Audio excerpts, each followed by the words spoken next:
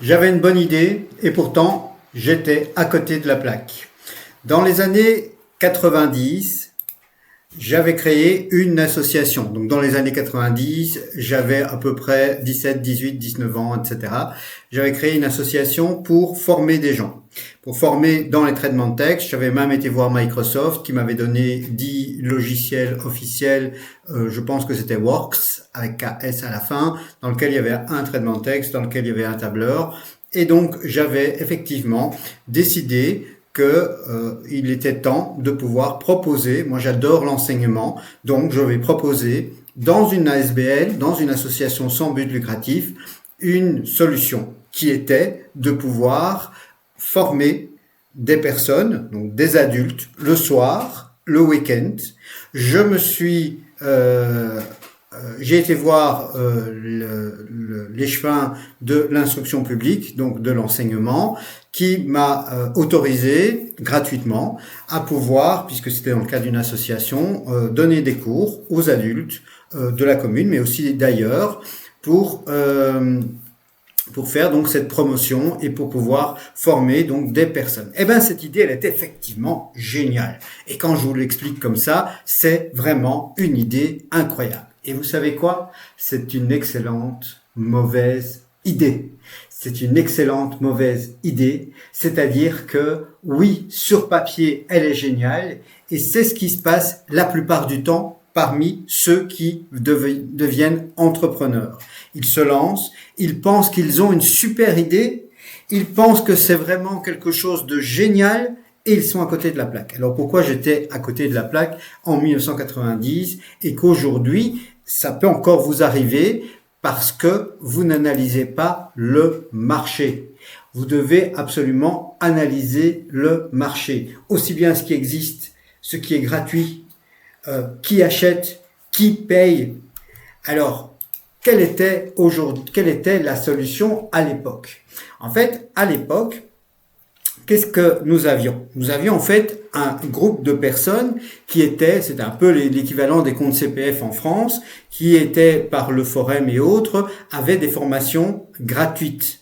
Donc les gens qui étaient au chômage, qui étaient sans emploi, avaient la possibilité de pouvoir être formés au traitement de texte. Donc c'était une époque où on formait tout le monde puisque les ordinateurs arrivaient. Donc dans les années 80-90, les ordinateurs arrivaient dans les entreprises et donc il fallait former absolument tout le monde. Et donc les gens qui étaient au chômage étaient d'abord formés évidemment au traitement de texte, à démarrer un PC, utilisation Windows, etc., etc. Donc ces personnes-là n'allaient pas payer. Ils n'allaient pas payer pour ça. C'est évident, puisqu'ils l'ont gratuitement, et puis de toute façon, quelqu'un qui n'a pas d'argent ne va pas payer. Alors, il y avait un autre groupe, un groupe d'ailleurs auquel j'ai fait partie ultérieurement, mais pas dans le cadre d'une association. Ce sont les personnes qui travaillent. Ben oui, les personnes qui travaillent, c'est évident que c'est elles qui vont payer. Pourquoi est-ce qu'elles ne paieraient pas puisqu'elles travaillent, elles ont un salaire? Donc elles vont pouvoir payer une petite. C'était des tarifs d'association. C'était pas pour gagner de l'argent vraiment de manière importante. C'était pour payer des frais, c'était pour payer les ordinateurs, les logiciels, etc., etc., les frais de fonctionnement et pouvoir grandir et nous-mêmes se former et ainsi de suite. Donc c'était quelque chose qui était tout à fait accessible. Donc pourquoi est-ce que ces personnes n'iraient pas se former dans cette association que j'avais créée? Mais franchement, ils ont tout intérêt. Eh ben non. Non, et pourquoi? Parce que ils sont formés gratuitement par leur entreprise. Alors pourquoi est-ce que j'en parle aujourd'hui? J'en parle aujourd'hui parce que apprendre à analyser le marché, c'est ce qu'un entrepreneur doit faire. Imaginons que vous voulez ouvrir je sais pas moi, un service où vous allez vendre du couscous le vendredi soir et vous ne faites pas une étude de marché. Tout le monde veut de la pizza et vous allez vendre du couscous à domicile. Ben, vous n'allez pas vendre. Et si ce n'était pas une question de produit, mais c'était une question de public. Le produit était un produit qui était demandé. C'était un produit par lequel il y avait potentiellement beaucoup de personnes qui devaient l'avoir. C'était un produit qui était accessible financièrement puisque c'était une association qui le faisait, mais j'étais complètement à côté de la plaque parce que je n'étais pas pour des chômeurs et je n'avais pas non plus les entreprises.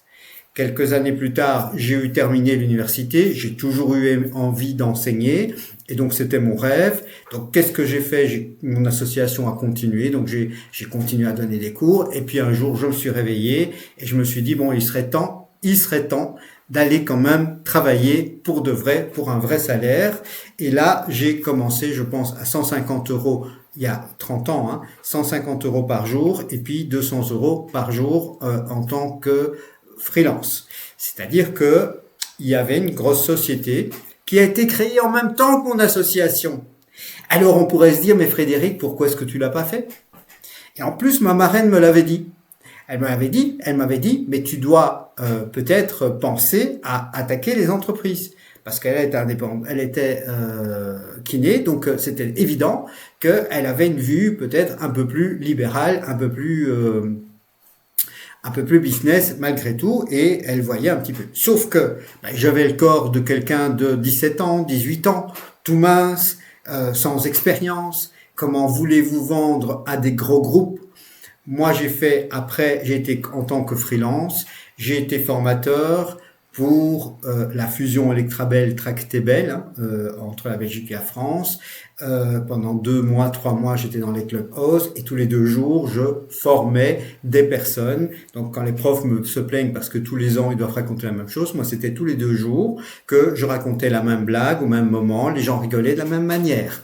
Ok, mais j'avais quand même un certain, puisque là, quand vous avez besoin d'un marqueur de couleur, par exemple verte, rouge, bleu, etc., pour le tableau blanc, je peux vous assurer que quand vous arrivez, il faut savoir que c'est planifié des mois à l'avance, et donc vous vendu 650 euros à l'époque. Moi, j'étais vendu, je recevais 200 euros sur les 650. Je peux vous assurer qu'il y a 2 personnes qui font sur le téléphone pour vous donner, et donc vous arrivez avec un tapis rouge, et par contre vous devez être l'excellence, parce que en tant que freelance, si vous n'êtes pas l'excellence, vous êtes viré du jour au lendemain, et c'est normal. Et quand on a vu dans le premier podcast qu'il y a un prix à payer, le prix, c'est aussi d'être excellent. Vous pouvez vous planter, mais vous pouvez ne pas avoir une réponse dans le cadre d'une formation, par exemple. Mais vous allez la trouver, vous allez y répondre. Vous allez donner la réponse à la personne. Vous devez arriver à un niveau d'excellence. Ce niveau d'excellence, la plupart du temps, dans la fonction publique et même dans les employés, ils n'ont pas cet objectif. Même s'ils sont excellents, ils vont pas pour autant doubler leur salaire. Ce n'est pas vrai. Ils vont avoir peut-être une augmentation si le patron veut bien. Mais nous, en tant qu'entrepreneurs, nous avons la possibilité de gagner de l'argent, nous avons la possibilité d'aller dans les meilleures entreprises quand on est freelance, quand on a cela. Donc là, au moment où moi, j'étais en train de m'amuser, en fait de me former à la vie, puisqu'il y a quand même peu de gens qui faisaient ça en plus de leur université, la plupart du temps ils allaient boire des bières, et moi je faisais ça, j'étais entre les échevins pour pouvoir avoir les locaux, etc.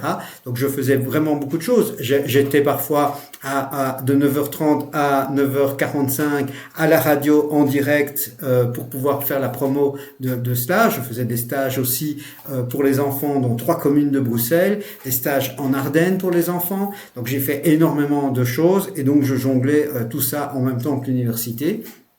Et ça m'a formé évidemment à beaucoup de métiers, puisque je devais aussi bien faire des catalogues, être capable de pouvoir communiquer, et ainsi de suite. Donc ici, je vais recentrer le podcast sur le fait que j'étais à côté de la plaque en termes d'analyse.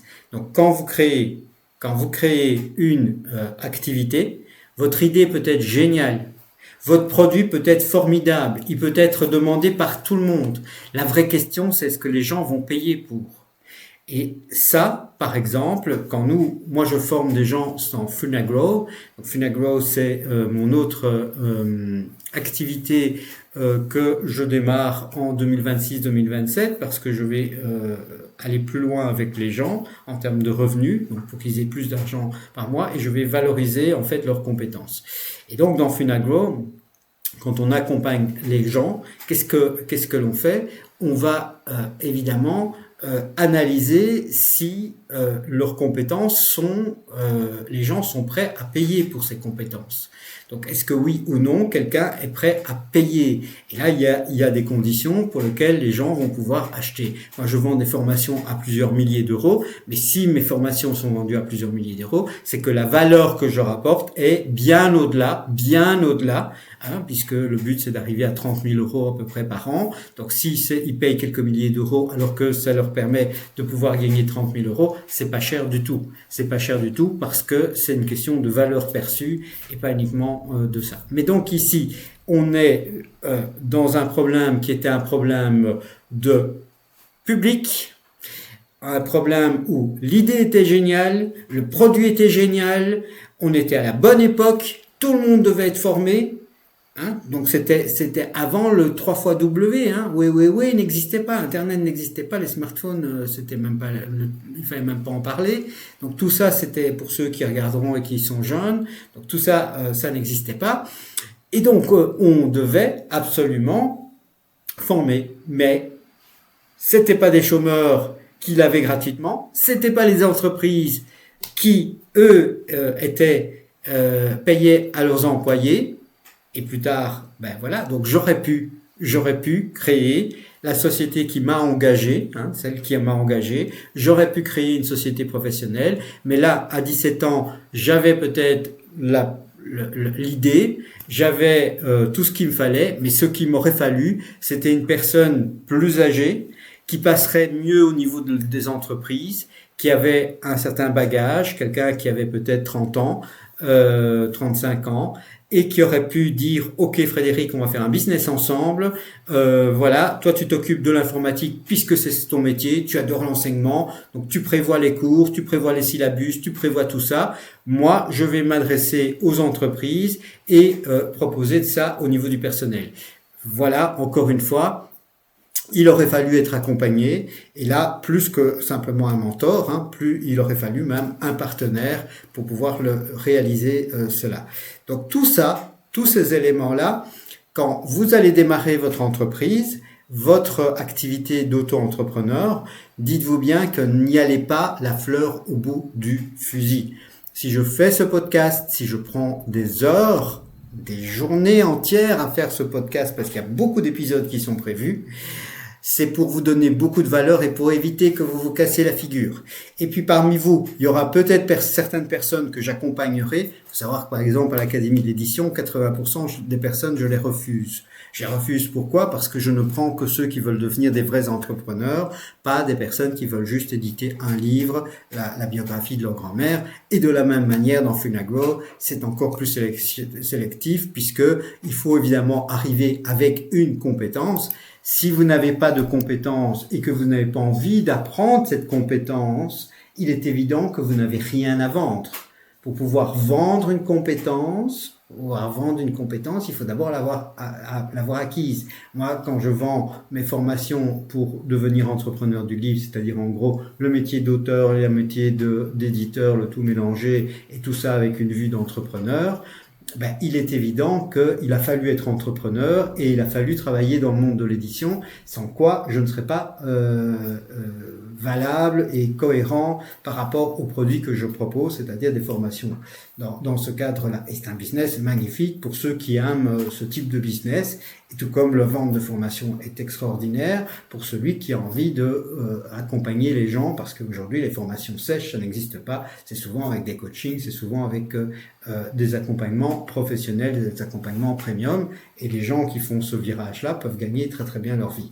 Et puis ceux qui ont envie simplement d'ouvrir une pizzeria, c'est très bien aussi, Mais sachez vers où vous allez et sachez que vous allez travailler comme un dingue pour faire votre pizzeria et vous allez quand même pas non plus être millionnaire, mais c'est peut-être pas ça que vous voulez. Vous avez peut-être envie d'avoir l'odeur de la pizza tous les jours ou tous les week-ends en tous les cas. C'est peut-être ça que vous avez envie de faire et c'est très bien parce qu'il faut de tout dans ce monde. Voilà. Donc je voulais vous partager cela. Si vous avez des expériences déjà de choix malheureux ou de choix heureux, partagez-les. Je lis vos commentaires, je vais lire vos commentaires chacun et si j'ai la possibilité d'y répondre, j'y répondrai. Donc vraiment, faites-le. Dans la description, je mets quand même le lien sur les 2 autres formations, mais c'est pas le but de ce podcast. Ce podcast est d'abord là pour vous donner de la valeur et là pour vous éviter des bêtises. Vous pourriez, on en parlera dans un autre podcast, vous allez peut-être choisir à un moment donné un métier qui va vous conduire au burn-out. Le burn-out, vous savez que c'est pas une dépression, c'est un stress continu permanent. Et effectivement, les entrepreneurs ont un stress parce que imaginons que votre activité fonctionne bien. Moi, j'ai une autre société, par exemple, qui vend des manuels scolaires. Sur certains cahiers d'exercice, il y a très peu de marge, 10-15%. C'est très rare, c'est très peu. Mais c'est le monde de l'édition. Quand c'est des cahiers d'exercice, c'est souvent très très peu. Imaginons qu'une commune commande, donc une grosse ville, une commune qui a, je sais pas moi, 20 écoles à peu près, commande. C'est un budget de l'ordre de 20 000 euros. Imaginons que je sois petit, ça va, 20 000 euros, on va plus ou moins s'en sortir. On a peut-être les fonds et puis le fournisseur, il va peut-être bien vouloir donner. Mais comme ce sont des communes, ils peuvent payer tard. Donc il se peut que je doive payer mon fournisseur avant. Et donc là, qu'est-ce que vous allez avoir ? Vous allez prier surtout de ne pas grandir. Vous allez prier de ne pas grandir. Parce que si vous en avez 10, c'est pas 20 000, c'est 200 000. Et si vous avez 100 écoles, 100 communes, ce qui ne serait pas le cas parce que il y a quand même des concurrents, mais sur le niveau de la France, en Belgique ça serait difficile, mais au niveau de la France vous pourriez très bien en avoir 100, là on n'est plus du tout dans les mêmes chiffres. On n'est plus du tout dans les mêmes chiffres et je vous parle même pas des fournitures scolaires où là les chiffres sont bien plus importants. Et donc là vous êtes encore dans d'autres types de problèmes que les entrepreneurs.